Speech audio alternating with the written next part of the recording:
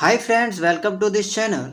दोस्तों, जैसा कि आपको पता होगा कि हम लोग झारखंड बीएड एंट्रेंस एग्ज़ाम की तैयारी कर रहे थे और इसमें हम लोग जो है वो टीचिंग एप्टीट्यूड का चैप्टर वाइज एक्सपेक्टेड क्वेश्चन की सीरीज जो है वो चला रहे थे। ओके, इससे पहले हम लोगों ने 6 चैप्टर यानी कि टीचिंग एप्टीट्यूड का 6 चैप्टर्स के जितने भी इम्पोर्टेंट क्वेश्चन बनते थे उसको एक्सपेक्टेड क्वेश्चन के फॉर्म में हम लोगों ने सॉल्व किया। सारे क्वेश्चन को जो है वो अच्छे से देखा है। तो आज हम उसी सीरीज को कंटिन्यू करते हुए आपका टीचिंग एप्टीट्यूड का एक नया चैप्टर जिसका नाम है अंतःव्यक्तिक एवं अंतर्व्यक्तिक भेद, इससे रिलेटेड जितने भी इम्पोर्टेंट क्वेश्चन बनते हैं जिसका आपके एग्ज़ाम में आने का 90 से 99% जो है वो यहाँ पे चांस है, वैसे क्वेश्चन को यहाँ पे जो है हम आपको सॉल्व करने वाले हैं। ओके, तो वीडियो को शुरू से लास्ट तक ज़रूर देखिएगा और इसका PDF भी जो है वो आपको लास्ट में मिल जाएगा। ओके, आई होप कि आप लोगों ने पहला वीडियो जो है वो देख लिया होगा। 1 से 6 चैप्टर्स का जो है वो इम्पोर्टेंट वीडियो देख लिया होगा। उसमें हमने हर चैप्टर लगभग 35 से 40 क्वेश्चन को डिस्कस किया है और शायद इससे भी ज़्यादा, और ये सब जो है वो आपके एग्ज़ाम के लिए बहुत ही इम्पोर्टेंट है। ओके, इसके PDF जो है वो आपको टेलीग्राम चैनल में भी मिल गई होगी। अगर आप हमारे साथ शुरू से जुड़े हुए होंगे तो आपको जो है वो ये सब चीज़ें पता होगी। तो चलिए दोस्तों, क्लास को स्टार्ट करते हैं और देखते हैं कि इस चैप्टर से जो है वो आपका किस टाइप का क्वेश्चन पूछा जा सकता है। कौन कौन से क्वेश्चन जो है वो यहाँ पे इम्पोर्टेंट है। ओके, देखिए यहाँ पे अगर हम देखें तो पहला क्वेश्चन जो है वो है निम्न में से व्यक्तिगत भिन्नता के प्रकार हैं। शारीरिक भिन्नता, मानसिक भिन्नता, संवेगात्मक भिन्नता और उपरोक्त सभी। तो यहाँ पे आपका जो है वो 4 नंबर यानी कि ऑप्शन नंबर डी जो है वो करेक्ट आंसर हो जाएगा। शारीरिक भिन्नता, मानसिक भिन्नता और संवेगात्मक भिन्नता, ये सब जो है वो व्यक्तिगत भिन्नता के एक टाइप है यानी कि प्रकार है। नेक्स्ट क्वेश्चन है कि व्यक्तिगत भिन्नता का आधारभूत कारण है वंशानुक्रम, जाति प्रजाति, देश, आयु व बुद्धि, लिंग भेद। तो इसका यहाँ पे मतलब हो जाएगा वंशानुक्रम। ओके, व्यक्तिगत भिन्नता का आधारभूत जो कारण है, बेसिक रीजन है, वो यहाँ पे वंशानुक्रम होता है। इसे आप जो है वो ध्यान से याद रखिएगा। दोस्तों, अगर आप चैनल में नए हैं तो चैनल को सब्सक्राइब जरूर कर लीजिएगा और वीडियो को जो है वो लाइक जरूर कर दीजिएगा। ओके, तीसरा क्वेश्चन है कि a survey of the education of gifted children. देखिए ये जो है वो बहुत ही इंपॉर्टेंट क्वेश्चन है। बुक और राइटर का यहाँ पे ये क्वेश्चन उठाया गया है और ये जो है आपके एग्जाम के पॉइंट ऑफ व्यू से बहुत इंपॉर्टेंट है। तो आप इसे जो है वो अच्छे से याद कर लीजिएगा कि a survey of the education of gifted children पुस्तक के लेखक हैं। ओके, तो इसका राइट आंसर हो जाएगा option number D, having hurst. Having hurst जो है वो यहाँ पे आपका राइट आंसर हो जाएगा। दोस्तों, क्वेश्चन नंबर 4 है कि मापन किया जाने वाला व्यक्तित्व का प्रत्येक पहलू व्यक्तिगत भिन्नता का अंश है। उपयुक्त परिभाषा दी है। दोस्तों, अगर आप स्टार्टिंग से हमारे साथ जुड़े होंगे तो हम आपको हमेशा शुरू से बताते आए हैं कि ये जो परिभाषा वाला टाइप का जो क्वेश्चन है, ठीक है, बहुत सारे विद्वानों ने एक खास टॉपिक पे अपना परिभाषा दिया है, अपना मत दिया है। इस टाइप के क्वेश्चन जो है वो आपके एग्जाम में बहुत सारे पूछे जाते हैं और ये सब जो है वो आपके एग्जाम के लिए अभी भी इम्पोर्टेंट है, एंट्रेंस एग्जाम के लिए भी। और साथ में अगर आप आगे भी तैयारी करते हो सीटेट का या फिर कोई भी स्टेट के टेट के एग्जाम की तैयारी करते हो तो ये सब क्वेश्चन जो है वो आपका बहुत इंपॉर्टेंट बन जाता है। ठीक है, अगर आपका टीचिंग एप्टीट्यूड से क्वेश्चन वहाँ पे आता है तो ये सब क्वेश्चन जो है वो इम्पोर्टेंट हो जाता है। ओके, तो इसे जो है वो आप ध्यान से पढ़ लीजिएगा। इसकी PDF भी हम आपको जो है वो टेलीग्राम चैनल में प्रोवाइड करवा दिए हैं। तो यहाँ पे जो है 4 नंबर का आंसर हो जाएगा स्किलर। ठीक है, ऑप्शन नंबर बी जो है यहाँ पे राइट आंसर हो जाएगा। इसी ने कहा था कि मापन किया जाने वाला व्यक्तित्व का प्रत्येक पहलू व्यक्तिगत भिन्नता का अंश है। क्वेश्चन नंबर 5 है कि शारीरिक रूप से व्यक्ति के मध्य जो भिन्नता दिखाई देती है वह कहलाती है। शारीरिक रूप से व्यक्ति के मध्य जो भिन्नता दिखाई देती है वो कहलाती है। तो देखिए, शारीरिक रूप से जो व्यक्ति के मध्य भिन्नता दिखाई देती है उसे हम लोग कहते हैं कि बाहरी भिन्नता। ठीक है, बाहरी भिन्नता। चलिए क्वेश्चन नंबर 6 देखते हैं। क्वेश्चन नंबर 6 है कि बाह्य रूप से दो व्यक्ति एक समान है। ठीक है, बाहर रूप से जो है वो दो व्यक्ति एक समान है लेकिन वे अन्य योग्यताओं की पुष्टि से समरूप नहीं है, ऐसी व्यक्तिगत भिन्नता कहलाएगी। ठीक है, तो ऐसी व्यक्तिगत भिन्नता जो है वो यहाँ पे आंतरिक भिन्नता कहलाती है। इंटरनल जो डिफरेंस है वो यहाँ पे जो है वो कहलाती है। ओके, चलिए क्वेश्चन नंबर 7 है कि निम्नलिखित में से सही कथन सही है। इनमें से कौन सा कथन सही है ये आपको बताना है। तो दो व्यक्ति समान नहीं होते, व्यक्तिक भिन्नताओं का मापन संभव है, व्यक्तिक भिन्नता सार्वभौमिक होती है, और उपयुक्त सभी। तो यहाँ पे आपका जो है वो उपयुक्त सभी यानी कि ऑल ऑफ दी एबव जो है वो यहाँ पे राइट आंसर हो जाएगा, option number D. Question number 8 है कि लड़के मारपीट, झगड़ा, खेलकूद आदि पसंद करते हैं, जबकि लड़कियां वस्त्र पहनने, गुड़िया खेलने तक घरों में काम में ध्यान लगाती है। यह विभेद, यह जो डिफरेंस है, ठीक है, वो कहलाता है सीखने में भेद, योग्यता संबंधी भेद, रुचि परीक्षण और उपयुक्त सभी। तो यहाँ पे जो है इसका एक बेसिक जो आंसर होगा, खास आंसर रुचि परीक्षण, ठीक है। शुरू से ही जो है वो लड़कियों में एक रुचि भर दिया जाता है, या कह सकते हैं कि एक शिक्षा दे दी जाती है, ठीक है, जिससे क्या होता है कि उसकी रुचि जो है वो ये सब में आती है। लड़कियां वस्त्र पहनने, गुड़िया ये सब खेलने में जो है उनका इंटरेस्ट ज़्यादा होता है। तो यहाँ पे जो है वो ये राइट आंसर होगा। ये चीज़ें जो है वो आप खुद समझ सकते हो। व्यक्तिगत विभेद को ज्ञात करने की विधियाँ हैं बुद्धि परीक्षण, व्यक्ति इतिहास विधि, रुचि परीक्षण और उपयुक्त सभी, ठीक है। तो यहाँ पे जो है ऑप्शन नंबर डी यानी कि उपयुक्त सभी राइट आंसर हो जाएगा। क्वेश्चन नंबर 10 है कि व्यक्तिगत भिन्नता होती है बौद्धिक, शारीरिक, व्यक्तिगत संबंधी और उपयुक्त सभी। तो यहाँ पे इसका राइट आंसर हो जाएगा उपयुक्त सभी, option number D. Question number 11, व्यक्तिगत भिन्नताओं के आधार पर शिक्षक को सहायता मिलती है शैक्षिक व व्यावसायिक निर्देशन में, छात्रों के वर्गीकरण में, शिक्षण विधि के चयन में, उपयुक्त सभी। तो यहाँ पे इसका भी आंसर जो है वो ऑप्शन नंबर डी उपयुक्त सभी जो है वो हो जाएगा।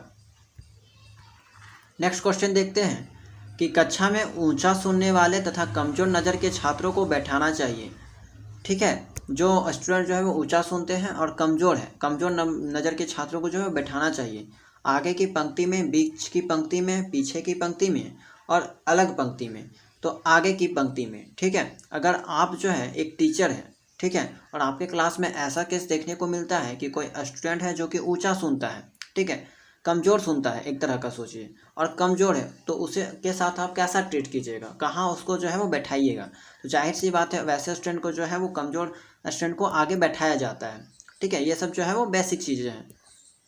तो ऑप्शन नंबर ए जो है वो यहाँ पे करेक्ट हो जाएगा। क्वेश्चन नंबर 13 है कि आप कक्षा 8 के गणित विषय के अध्यापक हो, एक बालक आपके विषय में अनुत्तीर्ण हो जाता है, आप उसे उत्तीर्ण करवाने हेतु क्या करोगे। व्यक्तिगत निर्देशन एवं परामर्श, अतिरिक्त कक्षा की व्यवस्था, ट्यूशन करने की को प्रेरित, इनमें से कोई नहीं। तो आप एक टीचर होने के नाते जो है वो यहाँ पे क्या करोगे, उसे एक व्यक्तिगत निर्देशन दोगे, ठीक है, और परामर्श दोगे, ठीक, अपने अंदर जो है वो उसे एक गाइड करोगे। ऑप्शन नंबर ए जो है यहाँ पे करेक्ट हो जाएगा। क्वेश्चन नंबर 14 है कि दमित बालक बालिकाओं के व्यवहार में परिवर्तन हेतु सर्वोचित उपाय है समूह शिक्षण हेतु प्रेरित, कविता पाठ करवाना, कक्षा शिक्षण और ट्यूशन शिक्षा, ठीक है। तो देखिए यहाँ पे सबसे पहले आपको ये समझना होगा कि दमित बालक किसे कहते हैं। देखिए एक बालक जो अपने विचारों एवं भावनाओं को प्रकट नहीं करता वह जो है वो दमित कहलाता है, ठीक है। उसके मन में जो है, जैसे मान लीजिए कि आपको एक चीज़ पढ़ा दिए, अब क्या हुआ कि स्टूडेंट जो है वो डर से या फिर कोई भी अन्य रीजन से आपको जो है वो डाउट नहीं पूछता है, आपसे डरता है, अपने भावनाओं को जो है वो प्रकट नहीं कर पाता है, तो उसको जो है वैसे स्टूडेंट को दमित की श्रेणी में रखा जाता है। ओके, तो यहाँ पे उसके लिए आप क्या कीजिएगा, समूह शिक्षण हेतु प्रेरित, ठीक है, समूह शिक्षण हेतु प्रेरित, ऑप्शन नंबर ए जो है यहाँ पे करेक्ट हो जाएगा। क्वेश्चन नंबर 15 है कि एक बालक अपने विचारों एवं भावनाओं को प्रकट नहीं करता, उसे किस श्रेणी में रखा जाएगा। तो अभी हम आपको ये चीज़ बताते हैं कि वैसे स्टूडेंट को जो है वो किस श्रेणी में रखा जाता है, दमित। ऑप्शन नंबर सी जो है यहाँ पे करेक्ट हो जाएगा। चलिए क्वेश्चन नंबर 16 देखते हैं। क्वेश्चन नंबर 16 है, स्वस्थ शरीर में स्वस्थ मस्तिष्क का निर्माण ही शिक्षा है, यह कथन है। तो ये भी जो है वो आपके एग्जाम के पॉइंट ऑफ व्यू से इम्पोर्टेंट है कि स्वस्थ शरीर में स्वस्थ मस्तिष्क का निर्माण ही शिक्षा है, ठीक है।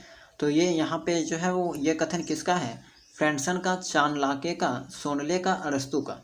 तो ऑप्शन नंबर डी जो है वो यहाँ पे करेक्ट हो जाएगा, अरस्तु।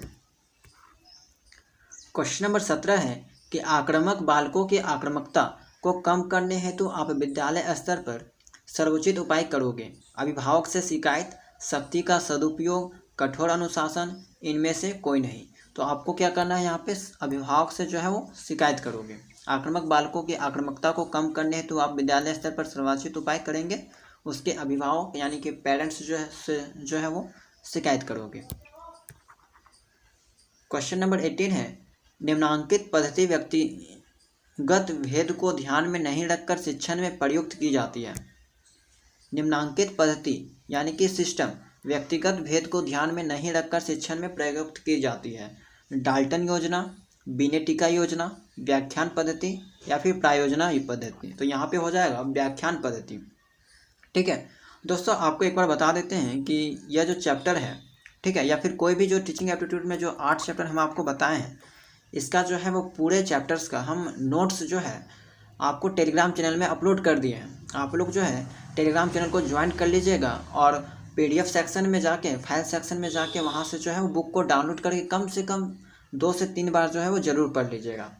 आपके एग्ज़ाम के लिए जो है वो वहाँ पे बहुत हेल्प मिलने वाली है। ओके, ये सब तो हम यहाँ पे जितने भी क्वेश्चन करवा रहे हैं वो सब इम्पोर्टेंट क्वेश्चन है, ये बात ठीक है, लेकिन ये सब जो क्वेश्चन है हम यहाँ पे प्रैक्टिस के लिए करवा रहे हैं।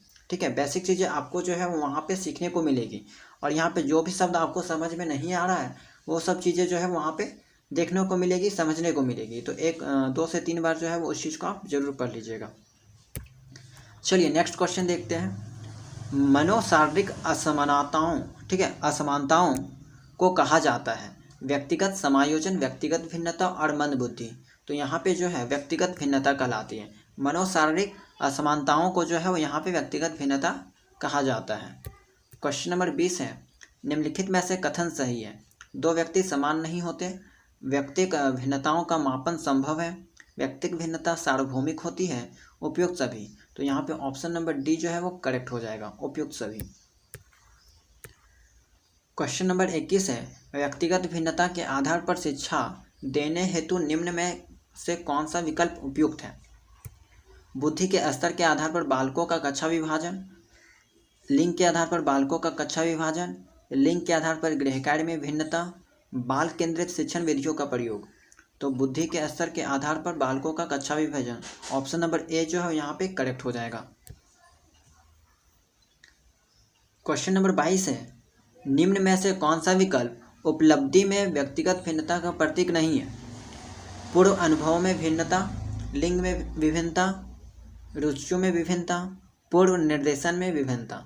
तो यहाँ पे आपका जो है क्वेश्चन नंबर 22 का राइट आंसर लिंग में विभिन्नता। ठीक है, निम्न में से कौन सा विकल्प उपलब्धि में व्यक्तिगत भिन्नता का प्रतीक नहीं है। तो लिंग में विभिन्नता जो है वो व्यक्तिगत भिन्नता के अंतर्गत नहीं आती।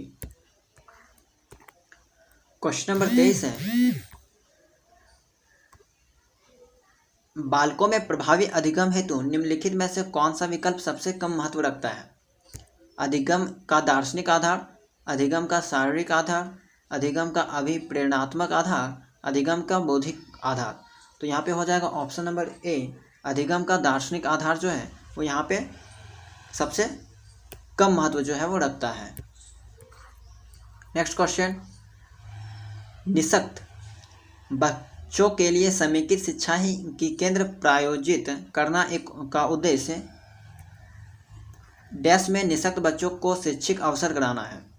यहाँ पे बोला गया है कि निःशक्त, ठीक है, बच्चों के लिए समेकित शिक्षा की केंद्र प्रायोजित योजना का उद्देश्य निम्न में डैश में निःशक्त बच्चों का शैक्षिक अवसर कराना है। नियमित विद्यालयों, विषय विद्यालयों, विशेष विद्यालयों, मुक्त विद्यालयों, उसके बाद है ब्लाइंड रिली एसोसिएशन के विद्यालयों में। तो नियमित विद्यालयों जो है यहाँ पे आपका राइट आंसर हो जाएगा, ऑप्शन नंबर ए। चलिए नेक्स्ट क्वेश्चन को देखते हैं। क्वेश्चन नंबर 25 ये है, विशेष रूप से जरूरतमंद बच्चों को शिक्षा का प्रबंध होना चाहिए। विशेष रूप से ज़रूरतमंद बच्चों की शिक्षा का प्रबंध होना चाहिए। दूसरे सामान्य बच्चों के साथ विशेष विद्यालयों में विशेष बच्चों के लिए विकसित विधियों द्वारा, विशेष विद्यालय में विशेष शिक्षकों द्वारा। तो देखिए, मान लीजिए कि क्या है कि विशेष रूप से ज़रूरतमंद बच्चों की शिक्षा का प्रबंध होना चाहिए, तो अगर जो स्पेशल है तो क्या उनके लिए अलग से प्रबंधन किया जाना चाहिए, ऐसा कोई बात नहीं है। ठीक है, दूसरे सामान्य बच्चों के साथ भी ही जो है वो उनको भी शिक्षा मिलना चाहिए, नहीं तो यहाँ पे जो है वो भेदभाव जैसा बात आ जाती है। तो ऑप्शन नंबर यहाँ पे जो है वो 1 करेक्ट हो जाएगा। क्वेश्चन नंबर 26 है, शिक्षा मनोविज्ञान में जिन बालकों के व्यवहार का अध्ययन किया जाता है, ठीक है, शिक्षा मनोविज्ञान में जिन बालकों के व्यवहार का अध्ययन किया जाता है वे है समस्यात्मक बालक, कम गति से सीखने वाले बालक, मंदबुद्धि बालक, इनमें से सभी। तो यहाँ पे जो है वो इनमें से सभी हो जाएगा। तीनों जो प्रकार के यहाँ पे जो बालक हैं इन सब का जो है व्यवहार का अध्ययन जो है वो शिक्षा मनोविज्ञान में किया जाता है। क्वेश्चन नंबर 27 है, निःशक्त बालकों की शिक्षा के लिए प्रावधान किया जा सकता है समावेशी शिक्षा द्वारा, मुख्य धारा में डालकर, समाकलन द्वारा, उपयुक्त में से कोई नहीं। तो हो जाएगा यहाँ पे समावेशित शिक्षा द्वारा। ऑप्शन नंबर ए जो है वो यहाँ पे करेक्ट हो जाएगा।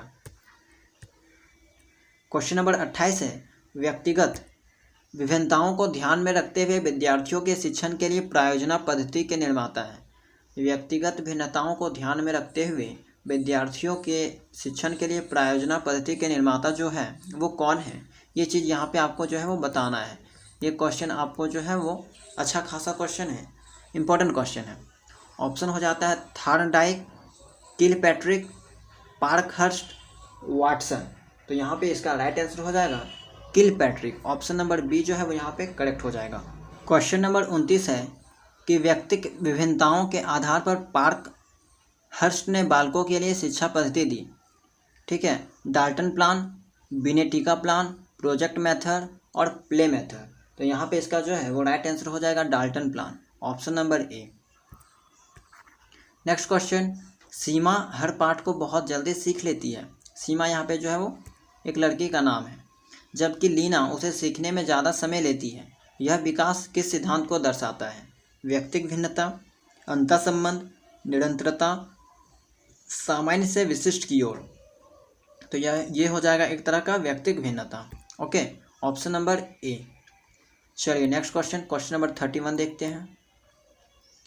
एक अध्यापक किसी भी समूह में समुदाय आधारित व्यक्तिगत विभिन्नताओं को समझ सकता है। एक अध्यापक जो है वो किसी भी समूह में समुदाय आधारित व्यक्तिगत भिन्नताओं को समझ सकता है आँखों के संपर्क के आधार पर, बुद्धि के आधार पर, भाषा एवं अभिव्यक्ति के आधार पर, गृहकार्य के आधार पर। तो यहाँ पे जो है वो राइट आंसर हो जाएगा ऑप्शन नंबर सी, भाषा एवं अभिव्यक्ति के आधार पर जो है वो व्यक्तिगत भिन्नताओं को जो है वो यहाँ पे समझा जा सकता है। चलिए नेक्स्ट क्वेश्चन, व्यक्तिगत विभिन्नताओं के से संबंध निम्न में से कौन सा कथन सही है? यदि विद्यार्थियों का बुद्धि स्तर समान है तब भी उपलब्धि में विभिन्नता हो सकती है। सभी बालकों में कुछ भी असमानता नहीं होती। व्यक्तिगत विभिन्नताओं के वक्र खींचकर दिखाने पर वह एक दिशा की ओर झुक जाता है। व्यक्तिगत भिन्नता वंशक्रम के कारण होता है, ठीक है। तो 4 ऑप्शन है, चारों ऑप्शन में आपको बताना है कि कौन सा जो है वो यह सही हो जाएगा। तो ऑप्शन नंबर ए जो है यहाँ पे करेक्ट होगा। यदि विद्यार्थियों का बुद्धि स्तर समान है तब भी उपलब्धि में विभिन्नता हो सकती है। ओके, चलिए नेक्स्ट क्वेश्चन देखते हैं। छात्रों में सीखने की योग्यता निर्भर करती है सामाजिकता पर, संस्कृति पर, परिवार पर, व्यक्तिगत भिन्नता पर, ठीक है। छात्रों में सीखने की जो योग्यता है वो डिपेंड करती है, तो किस पे डिपेंड करती है? व्यक्तिगत भिन्नता पर, ठीक है, किसका माइंड कैसा है, ठीक है। ये चीज़ यहाँ पे इसका एक एग्जाम्पल है, तो व्यक्तिगत भिन्नता पर जो है वो डिपेंड करती है। क्वेश्चन नंबर नेक्स्ट है 34 कि व्यक्तिक भिन्नता पर सर्वप्रथम महत्वपूर्ण कार्य करने वाले व्यक्ति हैं ऊंट, वाटसन, फ्रांसीसी गाल्टन और स्किनर। तो यहाँ पे जो है आपका राइट आंसर हो जाएगा ऑप्शन नंबर सी, फ्रांसीसी गाल्टन। तो दोस्तों ये जो है हमारा लास्ट क्वेश्चन था। ओके, तो हम लोगों ने इस चैप्टर में जो है वो टोटल 34 क्वेश्चंस को देखा। अगर आपके एग्ज़ाम में इस चैप्टर से कोई भी क्वेश्चन पूछा जाता है तो यहाँ पे 80 से 90% चांसेस है कि यही सब क्वेश्चन जो है वो आपको एग्ज़ाम में देखने को मिलेगा। तो इसको जो है वो आप अच्छे से देख लीजिएगा, पढ़ लीजिएगा और याद कर लीजिएगा। इसका PDF जो है वो आपको टेलीग्राम चैनल में मिल जाएगा और इसके साथ में आपको जो है वो जितने भी क्वेश्चन है उसका आंसर भी देखने को मिल जाएगा। ओके, टेलीग्राम चैनल का लिंक हम आपको डिस्क्रिप्शन बॉक्स में प्रोवाइड करवा देंगे, या फिर आप टेलीग्राम में जाकर RKM स्टडी सेंटर को सर्च करके ज्वाइन कर सकते हो। राइट दोस्तों, अगर आप पहले की वीडियो नहीं देखे हो तो जाके देख लेना, वहाँ पे भी हमने प्रत्येक चैप्टर का लगभग 40 से 50 क्वेश्चन को डिस्कस किया है, ठीक है, अच्छे से समझाया है। तो उससे आप लोग जो है वो देख लीजिएगा, आपके एग्ज़ाम के लिए बहुत ही इंपॉर्टेंट है। मिलते हैं नेक्स्ट वीडियो में। इसका जो है लास्ट पार्ट बचा हुआ है, ठीक है, लास्ट चैप्टर एक बचा हुआ है। ये हमारा जो है 7वां चैप्टर था और एक चैप्टर बचा हुआ है, उसकी वीडियो भी आपको जो है जल्द से जल्द मिल जाएगी। तो चैनल के साथ अगर नहीं जुड़े हैं तो जुड़ जाइएगा, चैनल को सब्सक्राइब जरूर कर लीजिएगा और वीडियो को लाइक नहीं किए हैं तो लाइक कर दीजिएगा। चलिए मिलते हैं नेक्स्ट क्लास में।